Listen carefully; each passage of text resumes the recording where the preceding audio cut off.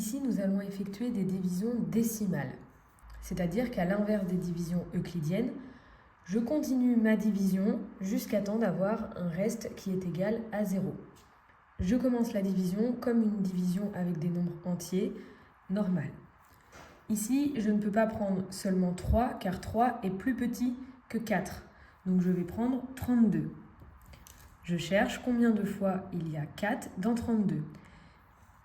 On peut mettre 4 fois 8 dans 32. Je note le 8 au quotient et 8 fois 4 égale 32. Donc je retire 32.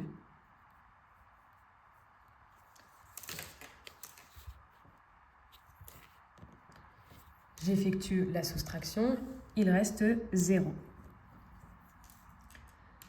Ici, je vais passer à la partie décimale, puisque je prends les chiffres qui sont après la virgule. Puisqu'on passe à la partie décimale dans le dividende, on va également passer à la partie décimale au quotient. Donc je mets une virgule. Puis je continue la division, comme on a l'habitude de faire. J'abaisse le 1. Je cherche combien de fois il y a 4 dans 1. 0 fois. 0 fois 4, ça fait 0. Je fais la soustraction. Il reste 1. J'abaisse le 2. Combien de fois je peux mettre 4 dans 12? Je peux mettre 3 fois 4 et ça fait 12.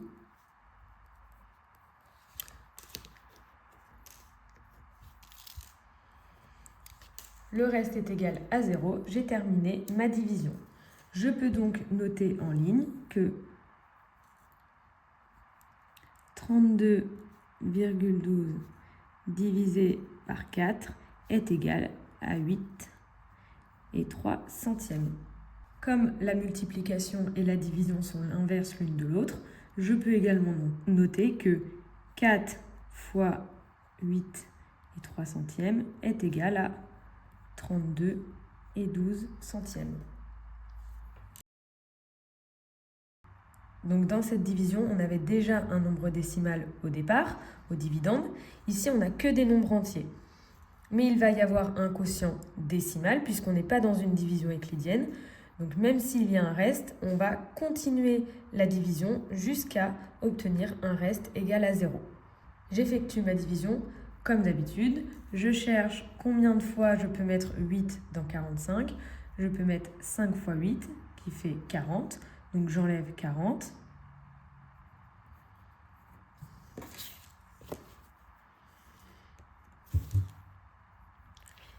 Il reste 5. Dans une division euclidienne habituelle, avec seulement des nombres entiers, je m'arrêterai ici. Puisqu'ici je suis dans une division décimale, je vais rajouter une virgule pour rajouter une partie décimale. 45, c'est pareil que 45,0. Je le note. 45 ou 45,0, c'est la même chose. Donc, je peux continuer ma division en utilisant 45,0.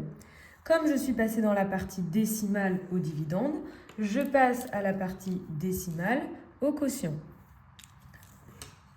Et je continue comme une division classique. J'abaisse le 0, ça nous donne 50. Je cherche combien de fois je peux mettre 8 dans 50. Je peux mettre 6 fois. 6 fois 8, 48.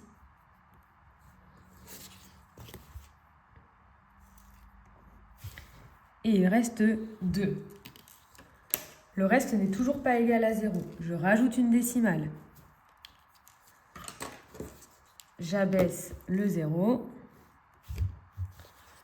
J'obtiens 20. Je cherche combien de fois je peux mettre 8 dans 20. Je peux mettre 2 fois. 2 fois 8 égale 16. Donc je retire 16. J'obtiens 4. Mon reste n'est toujours pas égal à 0. Je rajoute à nouveau une décimale.